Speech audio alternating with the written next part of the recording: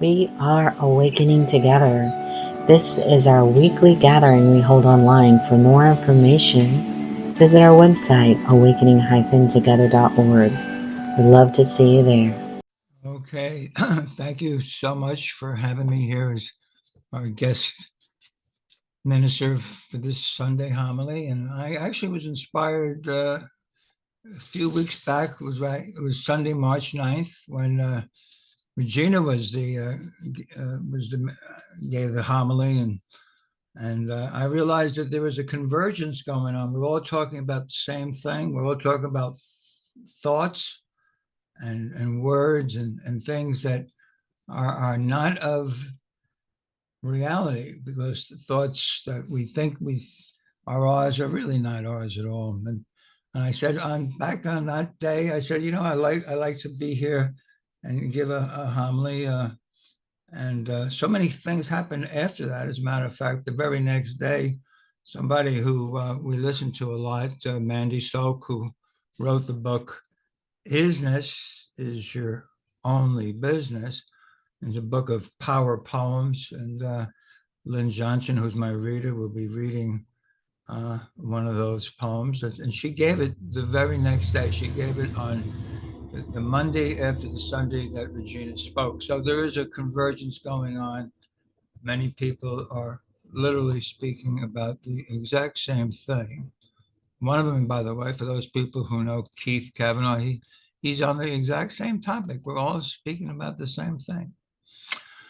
So thank you all for being here. And I'm going to just read our purpose, which is: we are an assembly of equals joined in common purpose, awakening to the one true self within an appearance of many faiths, many cultures, many symbols.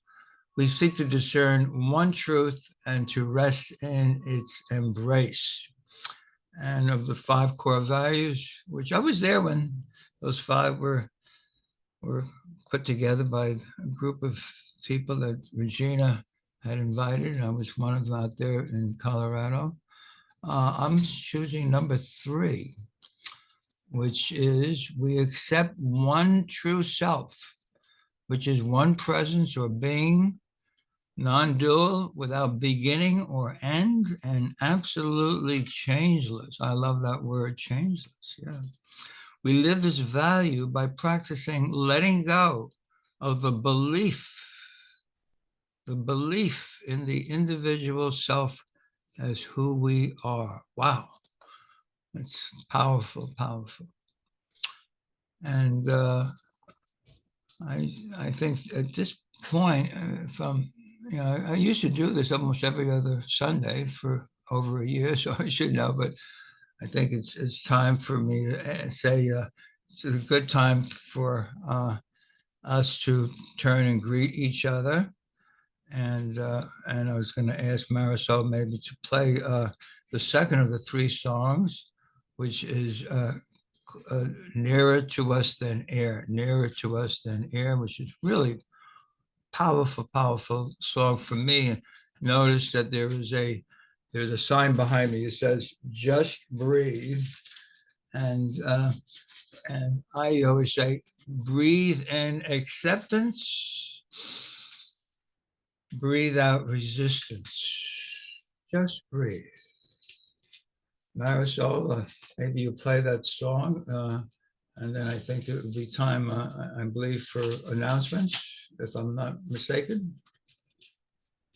Yes.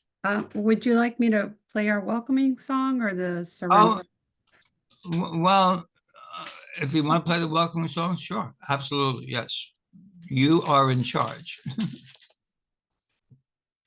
Okay, thank you for that wonderful opening song that we play here every Sunday. Thank you so much.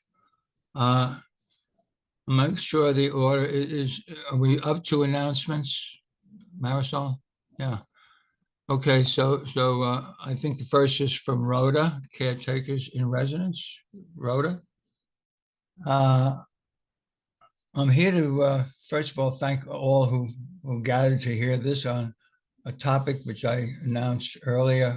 It's going to be called It is called Course Hacks, and we'll get into that in a few minutes. I believe it's time for a song. Can we play that nearer than the air? And in that song, he talks about just breathe, just breathe. Okay, thank you, Marissa. Such a beautiful song, brings tears, literally. Breathe in. Yes. Without further ado, I'm going to ask. I have Lyn Johnson. Most of you all know Lyn Johnson, here for many, many years. She's my reader for today, and she's going to be reading from a poem, Is This God Talking, by Mandi Solk. So without further ado, Lyn Johnson, turning this mic over to you. Thank you so much, Dov, and thank you for including me in this wonderful session. I'm so grateful that I have an opportunity to be here with you all, and just doing a little microphone switching here. Let's see. All right. So first I'm going to read from lesson 49, which is called God's Voice Speaks to Me All Through the Day. And he says, it is quite possible to listen to God's voice all through the day without interrupting your regular activities in any way. The part of your mind in which truth abides is in constant communication with God, whether you are aware of it or not. It is the other part of your mind that functions in the world and obeys the world's laws. It is this part that is constantly distracted, disorganized, and highly uncertain. The part that is listening to the voice for God is calm, always at rest, and wholly certain. It is really the only part there is. The other part is a wild illusion, frantic and distraught, but without reality of any kind. Try today not to listen to it. Try to identify with the part of your mind where stillness and peace reign forever. Try to hear God's voice call to you lovingly, reminding that your Creator has not forgotten His Son. We will try actually to hear God's voice, reminding you of Him and of yourself.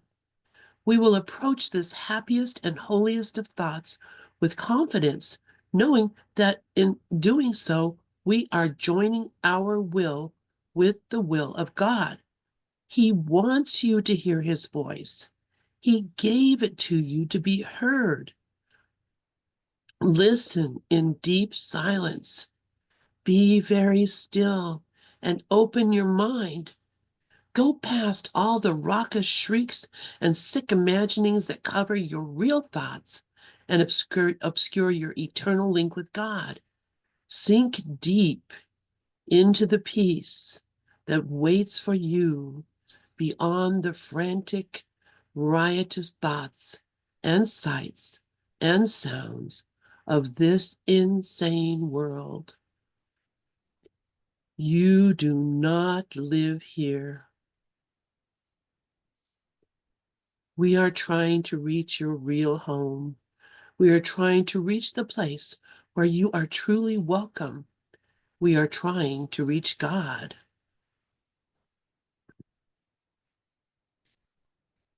And now I'm going to be reading from a poem by Mandi Solk.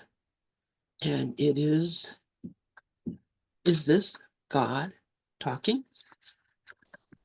Is this God talking? Is it so?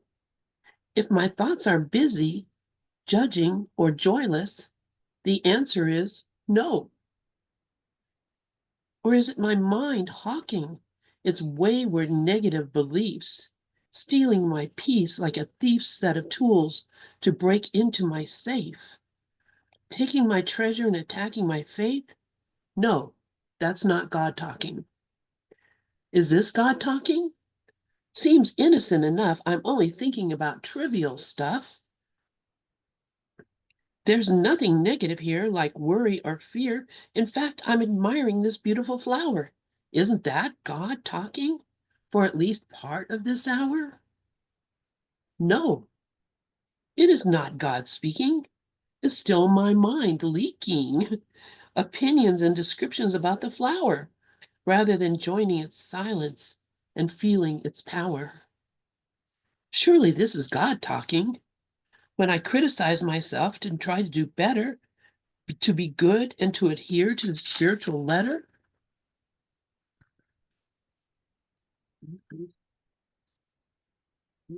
No, no, it's not.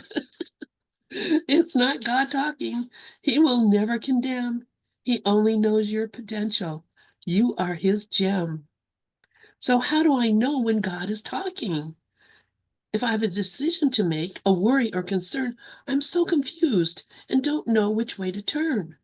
I'm searching for answers and any solutions, and I'm waiting to hear God's contributions. But I don't know if it is him talking. Then suddenly, this inner knot begins to untie. When at last I listen to his reply. When you really want to hear the truth, then you know I am talking. You're finally listening, and I am walking beside you, hand in hand. And now you suddenly understand I am that. And only when you fall quiet and put yourself on a wordless diet, then the way ahead becomes crystal clear. In my presence, there is nothing to fear. Now, that is God talking as the am that I am. There are no decisions in oneness, so I can't go wrong by taking frequent sojourns into his silent song. When I cease going on benders of forcing my own agendas, then I know it is God talking, because there is no word, just silence. Yet all I need is clearly heard. So I love my frequent habit of asking many times a day, is this God talking, or is it my way? And thank you, Mandi Solk, for this sweet poem. Turning the mic back. Wow. Yeah, thank you, Mandi Solk. And again, she has a book of poems just like this. Each one is a dynamic poem that allows the mind to go beyond its small mind self. The idea of silence, the idea of discernment. And, you know, a few weeks ago, I was going through Awakening Together's website, and I came across this little thing. I don't know, I couldn't find it again, but it says powered by discernment. And I can say that all those people who took the MPP here, you know, the very first thing that is taught, and I know it's taught by Jacqueline. Jacqueline, thank you. Discernment is so powerful. And discernment is a hack. Name of the topic be speaking on is called Course Hacks. Now, the purpose of the course is to save time. And that's actually why I decided that, you know, I was doing 3 or 4 things all at one time. I was doing Buddhism and I Ching and this and that and rebirthing. That was back in my 30s. That's about almost 50 years ago. And then along came the course. And I thought the course was just another book. You know, why should I think it's any different than any other book? But it did say certain things. One of them is says this book is here to save you time. Like a miracle can save you 1,000 years. I said, wow, why am I doing anything else? You know. But the other thing that actually caught me was because I was still thinking it was just another book. I mean, why should I think anything different than that? And I got to this lesson 189.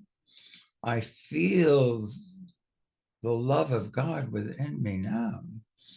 And he says, how could you feel the love of God within you now? I mean, after all, look around, you really feel the love of God in this crazy mixed up world? Really? And then I got to paragraph 7. He said, well, I'll tell you how to feel the love of God within you now. Simply do this. Be still.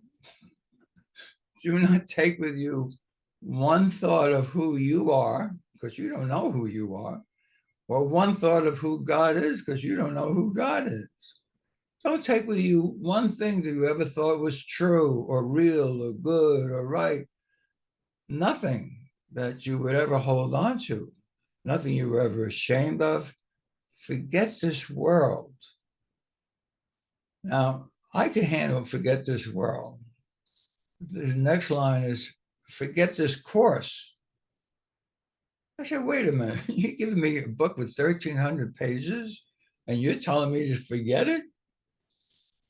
It occurred to me, because I had done a little work on what is the ego before I got to the Course in Miracles. And I realized that a self-respecting ego would never tell you to forget 1,300 pages that it just gave you. So thank you, Karen, for the big smile. Of course, the ego would never tell you to forget anything it told you.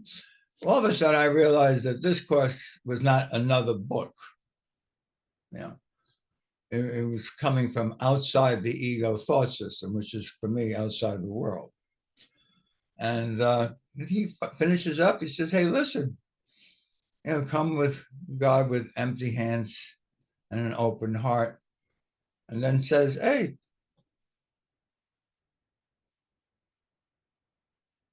you think you have to know how to get to God? Don't you think God knows how to get to you? Yeah. So that discernment of either I'm trying to figure things out how to get someplace, and as Karen reminded me the other day, one of the biggest hacks is seek not outside yourself. There's nothing there. There's absolutely nothing outside of yourself. So if you keep looking outside, well, the ego wants you to look outside because that keeps you kind of thinking about seek and do not find. Now, no one wants to seek and do not find, but Jesus is very clear. Seek not outside yourself. It will not give you anything that you want. What you are looking for is within, So those are hacks. And we all know what a hack is. A hack is here to save you time. And even though there's 1,300 pages in this course, Jesus has a way of speaking that allows you to focus on what is really vital and valuable to you now. And we're going to be talking about those things. First of all, he tells you right in the introduction, he says, hey, listen, I could sum up this entire course for you in these few lines. What's real can't be threatened. What's unreal doesn't even exist. Herein lies the peace of God. And he means it. That is the entire course. That is the entire course. But, certainly the ego says, wait a minute. I'm not going to do this course. This is 3 lines. It doesn't mean anything to me. What's real can't be threatened. What does that mean? So he said, all right, if you want more, I'll give you more, And, you have to go further than lesson number 1 and 2. Of course, Dove, a long time ago, recognized that lesson 1 and 2 is the whole course. It really is. Unless you think there's more to go, Ego always says there's more. Ego's favorite word is more. And you'll notice that more is the Antichrist, chapter 29, section 8. No, there's no more. Lesson 1, nothing I see means anything. Ego said, what, are you crazy? What do you mean it doesn't? Your dog happy means something, please. Don't embarrass yourself. Well, if you don't think that lesson 1 is the whole course, go on to lesson 2. Well, just in case you think it means something, that's fine. Just remember that you gave it all the meaning it has for you. You gave it all the meaning it has for you. Okay.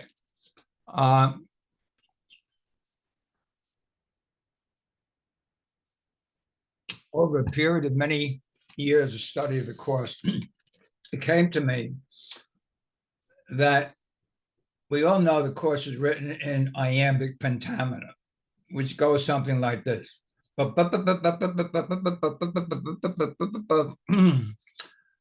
And, you know, most of the course is written in iambic pentameter, but there's a couple of places where he doesn't use iambic pentameter. And guess what?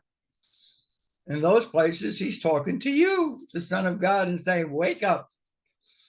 And I found whenever there's 2, 3, 4, 5, 6, 7, 8 word sentences,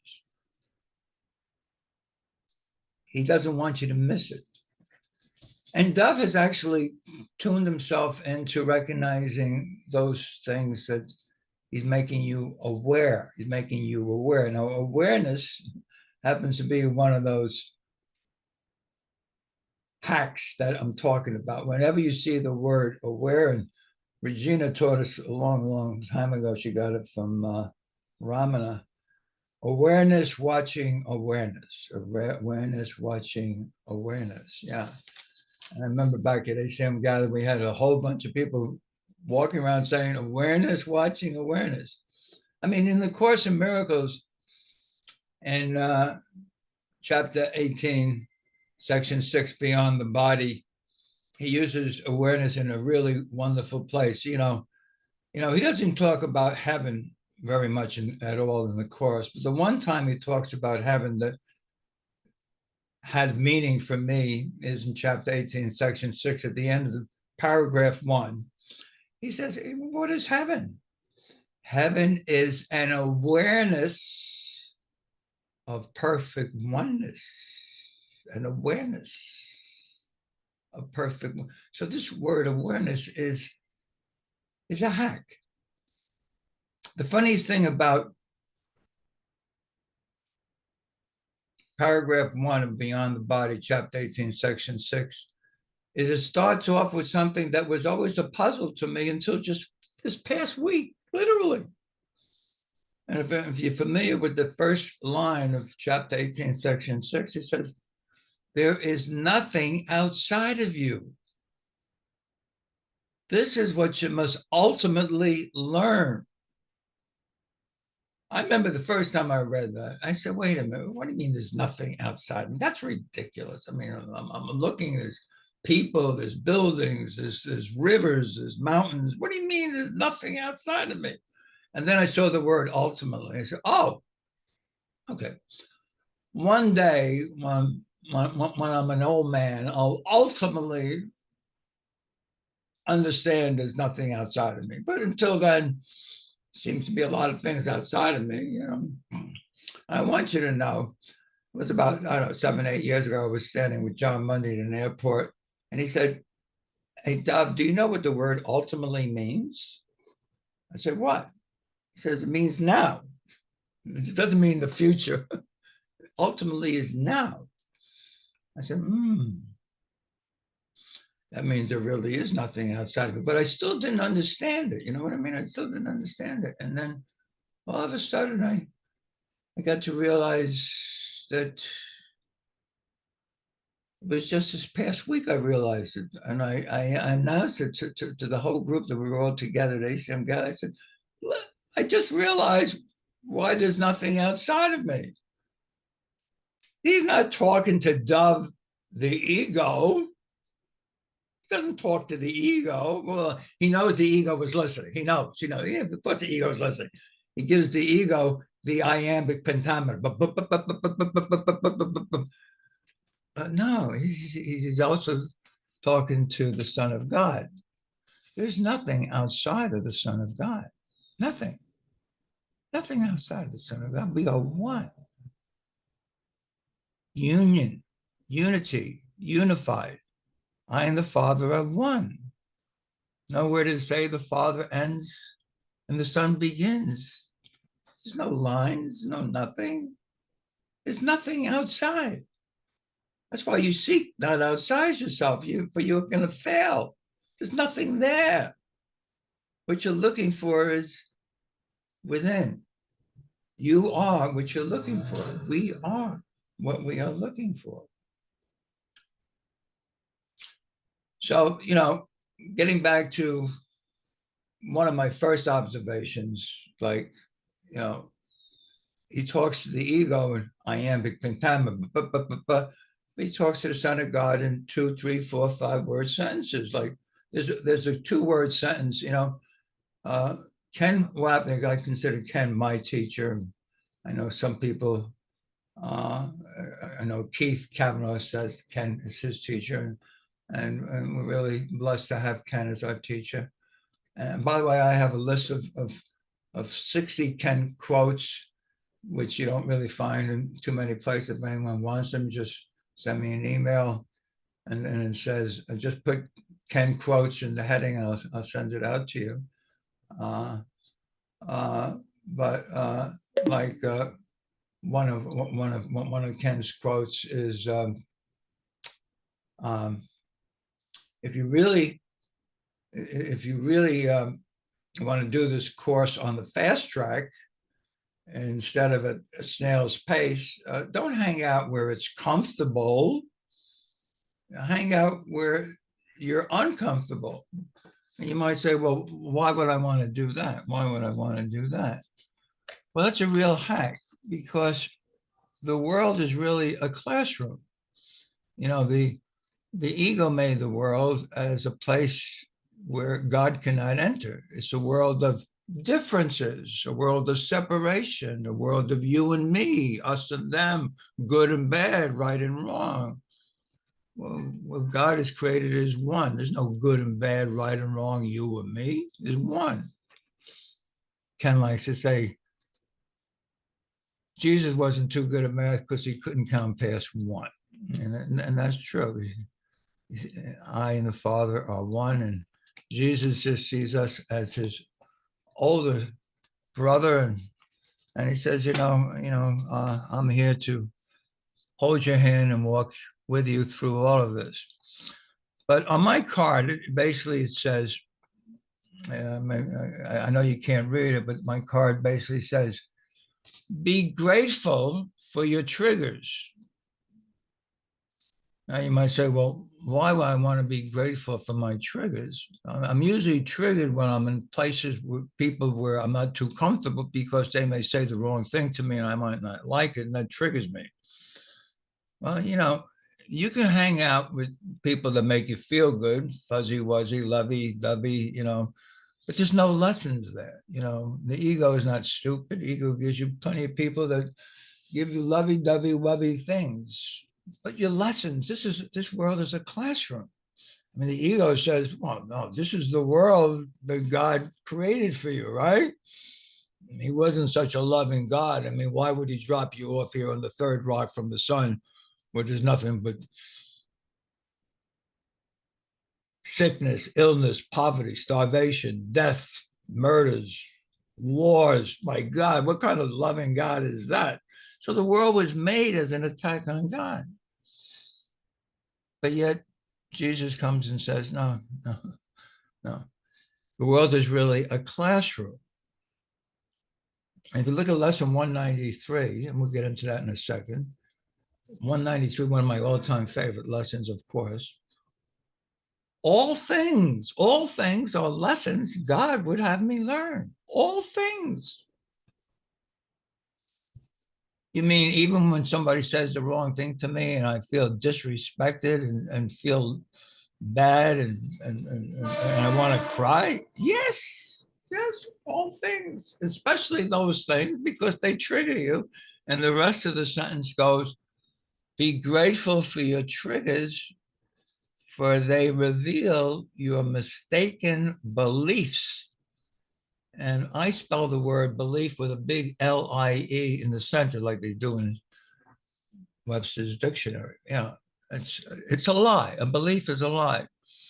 So even though our thoughts are the ego's thoughts, and we like say, well, I don't have to listen to those thoughts anymore. And that's true. You don't have to listen to the thoughts anymore. But the thoughts that say, I don't have to listen to those thoughts, is just more of the same thoughts, It's not the thoughts. That's the ego's thoughts. It's our belief in those thoughts that is the discernment, the discernment. Discernment is going to actually lead you home. Discernment between truth and what is false. Remember, he says, what's true can't be threatened. What's false, what's unreal, doesn't even exist. That's the discernment. So our willingness, that's a good word, willingness. Oh, yeah, that's another hack. Yeah, I always remember Regina's use of the word willingness. I think it was brilliant, absolutely brilliant. I remember many moons ago, she said, people used to call me up with their problems, and I used to listen to these problems, and I would give them some advice and said, all of a sudden one day I came up, she says, with this thought, and she said, no, wait a minute. When someone calls me up, I asked them, are you willing to let it go? There's only two answers to that. Are you willing to let it go? And if they said no, she said, well, okay, there's nothing I can do for you then. And she hung up. And that's true. If someone is not willing to let something go, you can give them the best answer in the world. They can't hear you. If they said, yes, I'm willing to let it go, she said, well, there's nothing I need to do for you because you have let it go. And I thought that was brilliant. That's one of, Regina has a lot of brilliant thoughts, but I saved 3 or 4 of them. That is one of them for sure. So willingness is another hack, by the way, And chapter 18, section 4, I think it is. It's called a little willingness. He says, your understanding is not necessary. Huh? I can't. Why? What do you mean? My understanding is not. I got to understand this course, or how can I accept it if I don't understand it? No, only your willingness is necessary. Now, the ego doesn't understand that at all. That's why there's I think it's a 4 or 5 word sentence, and this is what that 4 or 5 word sentence says. Ego analyzes, that means tries to understand. Let's see, he said this and about that, and I got to understand. Why does he say that? I don't understand it. I'm not there yet. I'm not there. That's the ego's favorite expression. I'm not there yet. I will understand it. Maybe next year, next lesson, well, I'm not there yet. Spirit accepts. Ego analyzes, spirit accepts. Now, acceptance is your superpower, literally. Dove doesn't talk in words like superpower often. As it happens, Ken Wapnick, one of the quotes I have on my page of Ken Wapnick quotes, says, acceptance is the most important word in A Course in Miracles. My favorite paragraph in the Course comes from lesson 135, paragraph 18. That happens to be the longest lesson in the Course, the one that Ken Wapnick calls the atonement lesson. It says, if I defend myself, I'm attacking myself. And it goes on from a number of paragraphs. A healed mind doesn't plan. Do not plan. I mean, the ego is always planning. Well, how am I going to do this if I don't plan it? I mean, I want to do it right, don't I? No. Finally, you get to paragraph 18. And what does he say? What can you not accept if you but knew that everything that seems to happen, all events, all events, really? Even the ones that hurt me? All events past, present, and even to come are gently planned by one whose only, there's the word only purpose is your good.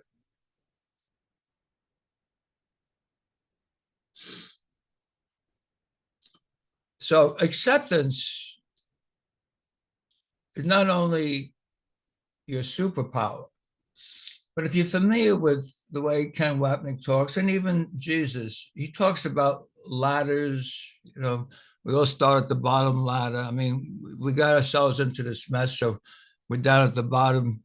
And, you know, he always says you got to pick the right ladder with the right teacher.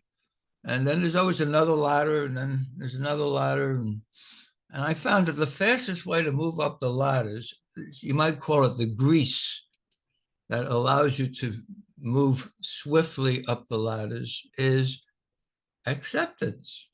Yeah. What can you not accept? Yeah.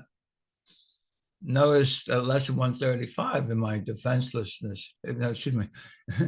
135, if I defend myself, I'm attacking myself. Next lesson 136, sickness is nothing more than a defense against the truth. Yeah, exactly. That's what the ego does. It doesn't want the truth. Actually, you know, the word illusions and dreams, you know, mentioned so many times. I think illusions is mentioned 700 times, dreams 600 times, something like that. And most of us see the word so often that we kind of, we don't even really get into what a dream, an illusion is. I mean, I'm talking about myself, by the way. And just recently I came up with a more modern word for the 21st century here, year 2025. It's a scam. You could call it a dream or illusion, but the ego is scamming. You know, before I ever took a course, did a Course in Miracles, found the course, I did a thing called S. Some of you've heard of S. A guy named Werner Erhard, and we had like 1 million people who took S around the world. And I remember one day Werner said, you know, there's many different kinds of workshops. S was a 2-weekend workshop where he gave kind of Tibetan Buddhism for the Western mind. And it was great. And I'll often say I could probably never have done A Course in Miracles if I didn't do S first. Gary Renard says the exact same thing. Gary took it just about the same time that I did. And he says the same thing. He wouldn't have done the course without S. But Werner says, you know, the most expensive workshop that I could put together is not S, which was in those days $250, $300 for 2 weekends. And that was 1970. So you can imagine what it is now, right? He said the most valuable workshop you could do is our greatest fear. What is our greatest fear? And people think, well, my greatest fear of death, fear of public speaking, fear of this, fear of that. By the way, the Course says there's nothing to fear. That's lesson 48. Just after he tells you, God is the strength in which I trust. And, you know, the back of my card says, trust would settle every problem now. Trust would settle every single problem now. Because actually you have no problems. He tells you that in lesson 79 and 80. 79, let me recognize what my problems are so I can get them solved. Lesson 80, let me recognize I have no problems. There's nothing to solve, literally. Let's get back to Werner for a second. He said, you know, the greatest fear is not the fear of whatever you think. The greatest fear is the fear of being conned, which is another word for being scammed. And the reason that is that we were conned coming here.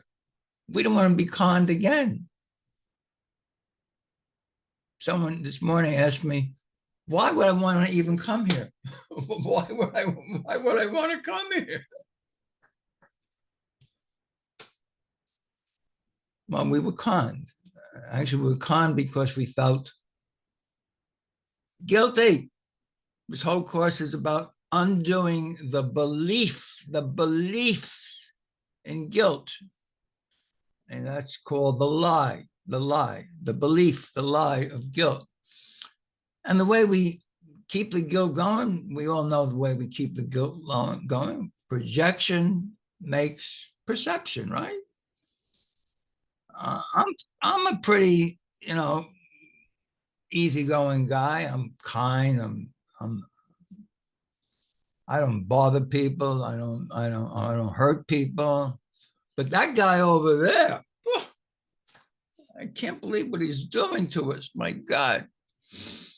Isn't that called projection makes perception? The world you see is an outside picture of my own inner guilt. That's why I'm here. That's why I'm in a body. I've done something wrong, song. Yeah. What's the only sin the Course of Miracles talks about? Separation. I and the Father are not one anymore. I've done something wrong. Sin is another word for guilt, and guilt demands punishment. But I don't want to be punished, so I'm going to follow all the rules. I'm going to follow the 10 commandments. I'm not going to steal. I'm not going to lie. I'm not going to covet. I'm going to really do the right thing. But those people over there, but you can see how the ego scam just keeps going and going.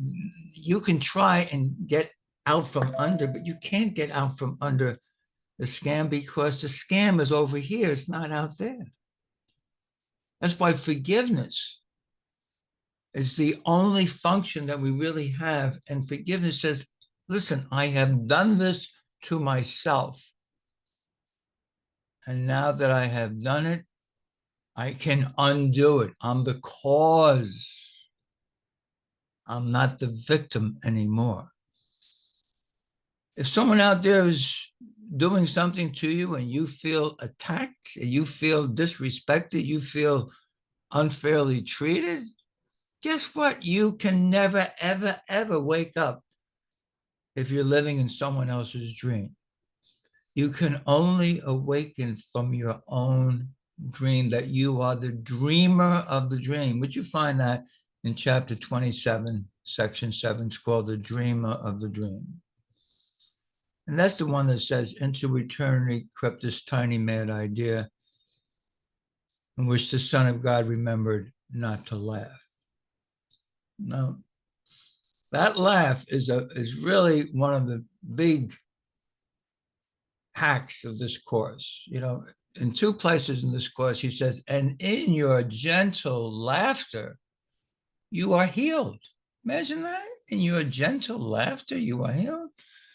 And those people know Dove for a while, know that my favorite thing is you got to laugh. If you take anything in this world seriously, you're right back in the ego's clutches. You take anything in this world seriously, the ego is your teacher. Yeah. Look at what they're doing. How could they do this? You simply say, wait a minute. I've done this to myself. There's no they. There's no they.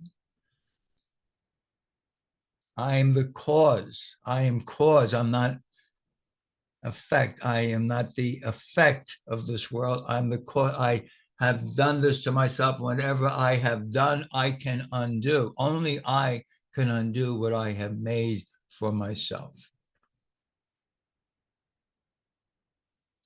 I can give a couple of other things to kind of remember.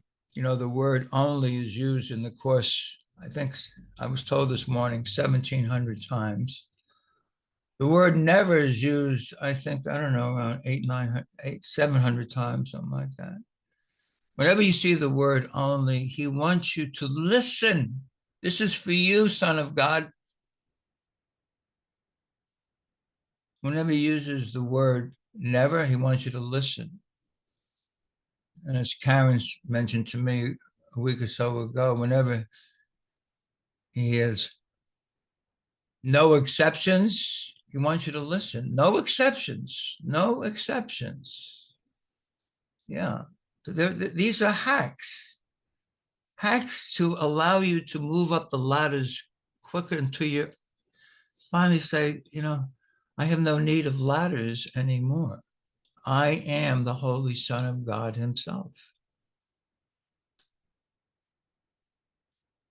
I remember it was a good 12, 14 years ago at ACIM gather. Regina was at gather in those days. And we could all say, I am the Holy Son of God. And then one day, Regina and a few others, myself, came to the microphone. Can we say, I am God? And I remember both Regina and I came to the mic, and neither of us could actually say that at the time.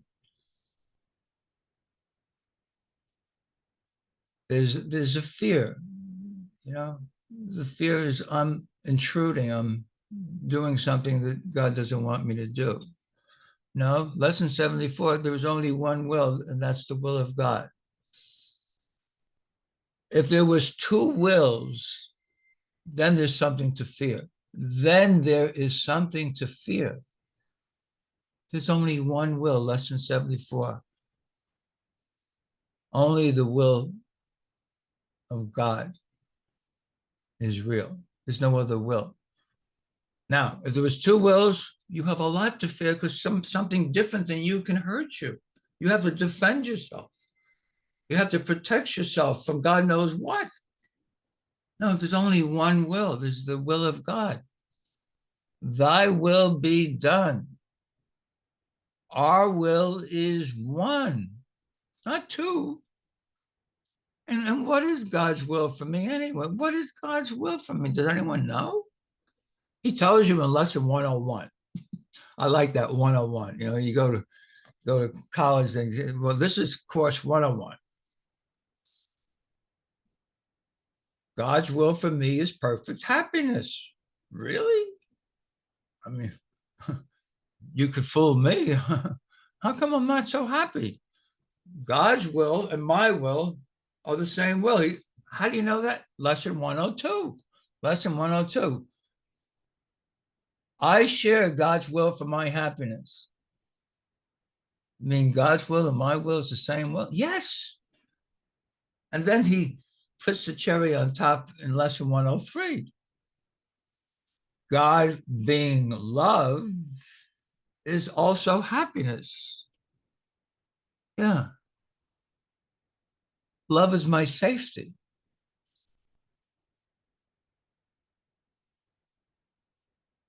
Teach only love, for that is what you are. Be the love. Remember, that was one of the first seminars that Regina gave. Be the love. Yeah. Be the love. When you identify with love, you are safe. Identify with anything other than love, which has to be fear, the fear of love. And it's impossible to be afraid of love because only the love is real. Remember, he gives you the 3 lines. What's real? You can't threaten the love of God. What's unreal, which is the fear, it doesn't even exist. Herein lies the peace of God. Why is the peace of God so important in A Course in Miracles? Well, because we all want to go home.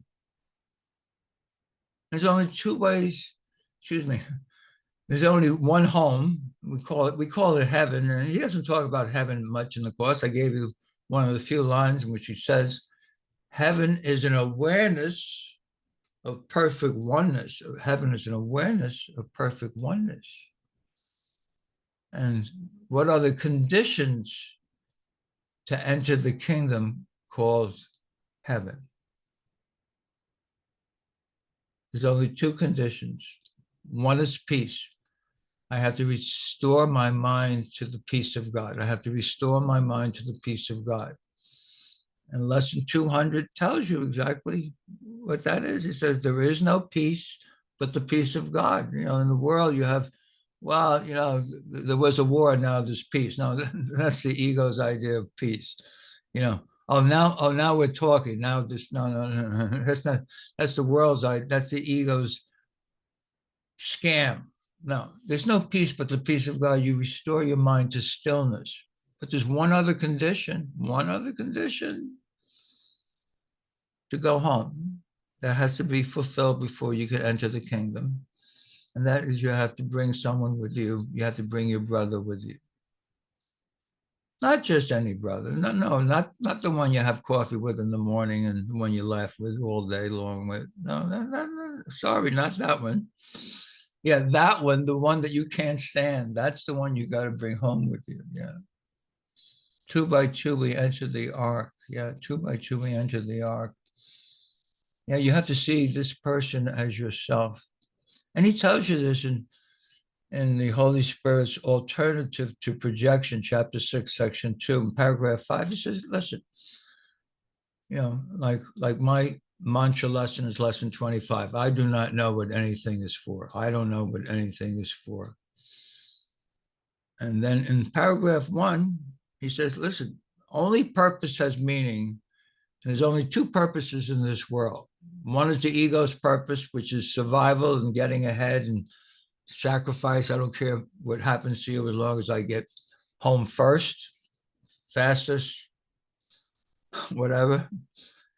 Now, he says in paragraph 1 of lesson 25, Holy Spirit says, the purpose of everything in this world is it's for you. Everything here is for you. Ego cannot understand that.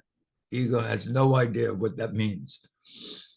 But he tells you in that Holy Spirit's Alternative to Projection, chapter 6, section 2, paragraph 5, he says he starts first, when you go to the Holy Spirit and say, what is this for? He starts by seeing you as perfect. Because you are, the Holy Spirit is identical to who you are. His perfection he sees in you as perfect also. Yet, seeing you as perfect, he includes your brother as perfect too. This joining, this inclusion invites atonement automatically. And we all know what the only responsibility, my sole responsibility in this crazy mixed up world is to accept the atonement for myself. And I know for many years, I used to say, you know, Jesus, I know the atonement means, you know, that what happened ever happened, but how do I do that? What do you mean by accept? Oh, there's that word accept again.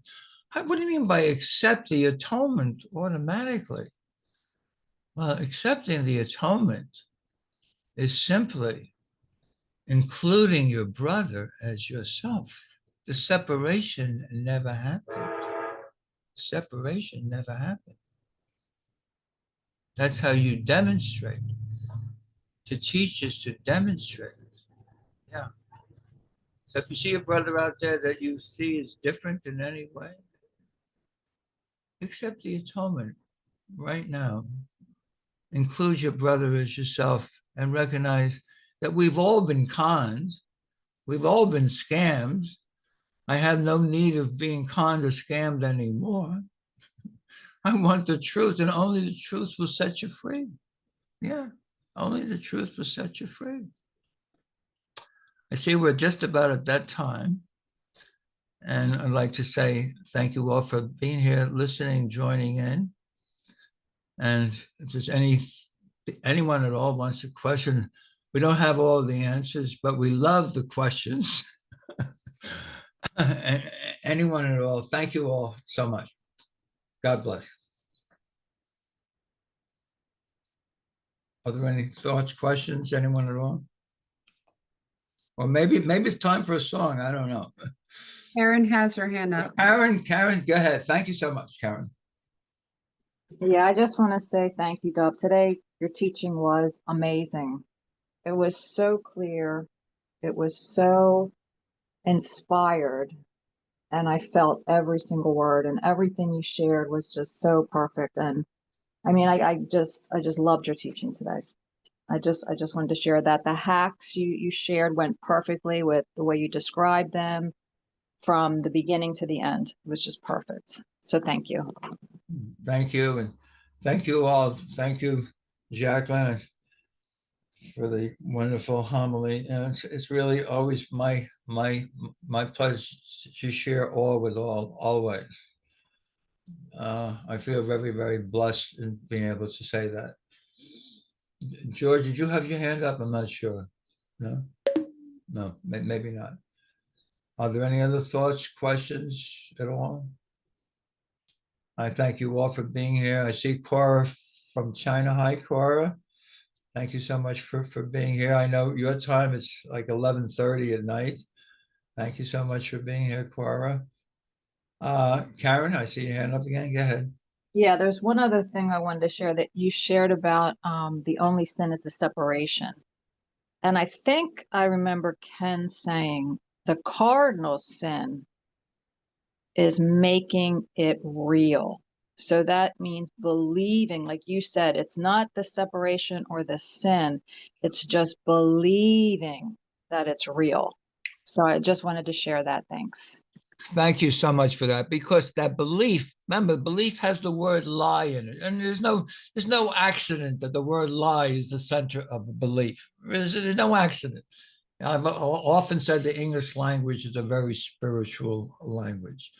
So, yeah, it's our belief in this world. It's not the world itself. The world is like a movie. To me, the world is a movie. If you think you're one of the actors and actresses, there's no way out. No, we're sitting in the audience with a big bag of popcorn, passing it to Jesus and back and forth, enjoying the movie. But if you identify with one of the characters, there's no way out of that movie. Oh, yes, one other thing.